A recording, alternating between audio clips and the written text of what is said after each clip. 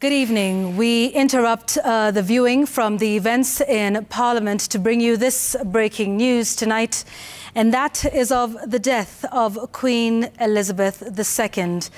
Queen Elizabeth II has become the face of the British monarch as England's longest reigning monarch, having clocked over 70 years on the throne. In 2015, she became the longest reigning monarch in British history.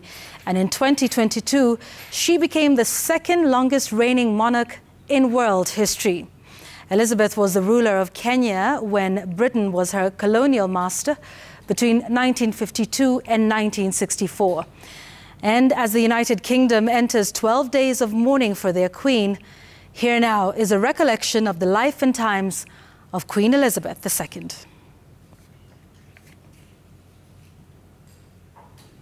Elizabeth Alexandra Mary, better known to the world as Queen Elizabeth II, was born in London, England on the 21st of April, 1926. She married Navy Lieutenant Philip Mountbatten, a Greek prince, at London's Westminster Abbey on the 20th of November, 1947. In 1952, Elizabeth and her husband Philip took a royal tour to Kenya, which at that time was under British rule. And whilst at the Treetop Hotel in Nyeri County, she received the news of the death of her father on the 6th of February. The 25-year-old princess was driven to a nearby airstrip where a plane was on standby to fly her home. She was then coronated as Queen on the 2nd of June of the following year at Westminster Abbey, the first ever coronation to be televised. 10 years later, on the 12th of December 1963, Kenya became an independent nation under the Kenya Independence Act. But Queen Elizabeth II remained the nation's head of state until exactly a year later, when Kenya became a republic. Queen Elizabeth has been served by 15 prime ministers, and during her reign, there have been 14 US presidents and 5 Kenyan presidents. On the 9th of September 2015, she became England's longest-running monarch, having served the kingdom for over 63 years. In early 2022, she suffered a health scare after a bout with the COVID-19 pandemic in February. Whilst she survived, she has faced various health challenges thereafter, and barely a day after she appointed Liz Truss as England's new Prime Minister, she was forced to cancel a planned virtual meeting with ministers on Wednesday after being advised to rest by her doctors. Queen Elizabeth is survived by 4 children: Prince Charles, born in 1948, Princess Anne, born in 1950, Prince Andrew in 1960, and Prince Edward in 1964. Her husband, Philip, died in April 2021 at age 99. Wahiga Mwaura, Citizen TV. Yeah, and that story by Wahiga Mwaura just capturing the life and times of Queen Elizabeth II, who has today died at the age of 96. Now, earlier in the day, there had been word of her failing health, with her medical team saying she was under close medical supervision, with all her children making their way to Balmoral Castle in Scotland to be by her side. Now, remember, this is happening just 2 days after she met Liz Truss, who is now the new Prime Minister of the UK, to get the mandate to be Prime Minister. That was the day before yesterday. That was on Tuesday, when she met both Liz Truss and who was then the outgoing Prime Minister Boris Johnson, before the handover there to Liz Truss, who is now the new Prime Minister of England. And that happened at Balmoral Castle in Scotland. And it was today that we received news that her health was failing, her medical team keeping her under close supervision, her children, of course, being asked to go there to be by her side at this time. And here's just a little bit of something on the life and times of Queen Elizabeth II, born in 1926 in London, in the United Kingdom, on the 21st of April. And in 1947, she married Philip, the Duke of Edinburgh. who was her distant cousin. In 1952, she became queen upon her father's death, and that happened when she was just 25, whilst she was in Kenya on a royal tour. Many remember she, visited parts of the country, including Nyeri, at the Treetops Hotel, is where she got the news of her father's passing. In 1953, she was crowned on the 2nd of June at Westminster Abbey. In 2012, the Queen marked 60 years on the throne, and in 2015 she became the longest reigning British monarch, and later in 2022 became the world's second longest reigning monarch. Many will remember that the death of her husband, Prince Philip, that was last year in 2021, and he died aged 1999. And she suffered a bout of COVID, testing positive earlier this year on the 20th of February, before recovering, making a full recovery. And of course now we know of her passing at the age of 96, leaving behind 4 children.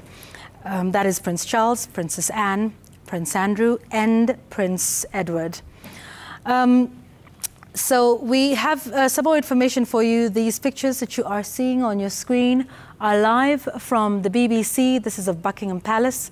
That is back in England. And of course, she died in Scotland, part of the United Kingdom. Now, this is what would typically be happening following her death. Now, immediately upon the Queen's death, her private secretary reportedly calls the Prime Minister to inform her of the news. It is said, and you've seen this going round perhaps, that London Bridge is down.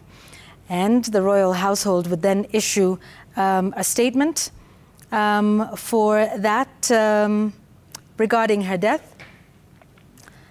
This is what happened. Yes, the Prime Minister, of course, is usually the first member of government to make a statement on the death of the Queen. And then the Prime Minister holds an audience with Prince Charles, who will then deliver a broadcast to the nation. As you can see, there's quite some activity around Buckingham Palace as people start to make their way there to mourn the passing of Queen Elizabeth II. You can already see some activity happening around there. So like we were saying, immediately upon her death, the private secretary informs the Prime Minister of the death of the Queen. The royal household also issues an official statement informing both the staff, the civil servants, members of the public of the Queen's death, and the news is then announced via an alert. Now, once that news is confirmed, flags across Whitehall are lowered to half-mast, and this should typically happen within about 10 minutes. The Ministry of Defence then arranges for gun salutes to take place.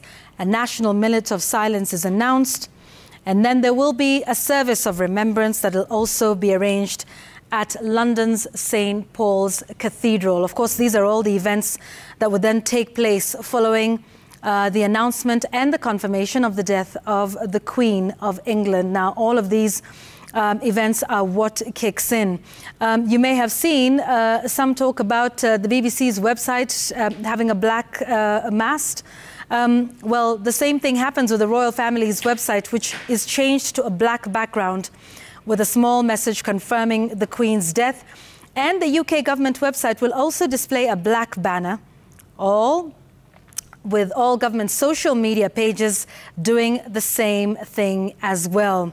Now, of course, there will be a lot of other events that kick off tomorrow following the succession, dealing with the succession of the monarchy.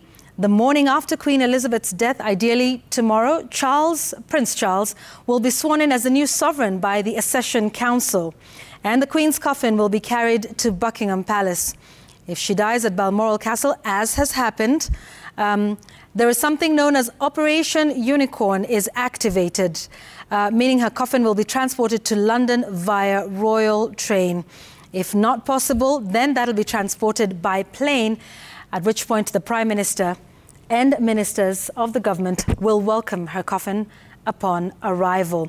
Now, there's many more of these that we will get into in just a moment, but of course, just for you to know right now that it has been announced that Queen Elizabeth II has died at the age of 96. Kenya holding a special place in that she was announced queen in 1952 while just 25, while on a royal tour here in Kenya. She was the longest reigning monarch in Britain, having spent 20 years, rather 70 years on the throne, and having been the second longest reigning monarch in the world.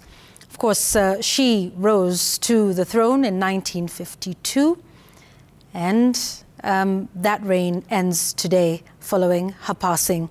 Now, what's set to happen is that the United Kingdom will enter 12 days of mourning for their queen, even as all the other moments following will now proceed regarding her, the accession, perhaps to the throne, of Prince Charles, who is next in line. Now, to just continue to tell you more of what would happen, we'd left it at the Queen's coffin making its way to Buckingham Palace. This is in London. That would be from Scotland at Balmoral Castle, where she died.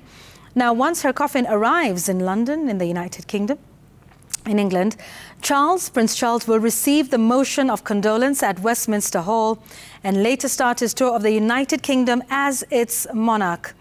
Now, Queen Elizabeth II is set to lie in state at Westminster Hall in the Palace of Westminster for 3 days in what would be known as Operation Feather.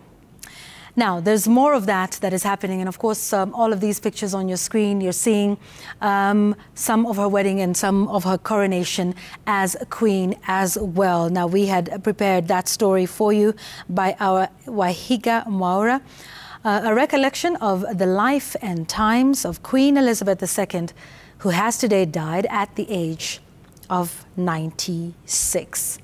This is the breaking news that is coming in at this point. Let's take a break, a commercial break, and when we return, we'll of course be updating you, giving you more updates on this, as well as the events that are taking place in the National Assembly with the election of the position of Deputy Speaker.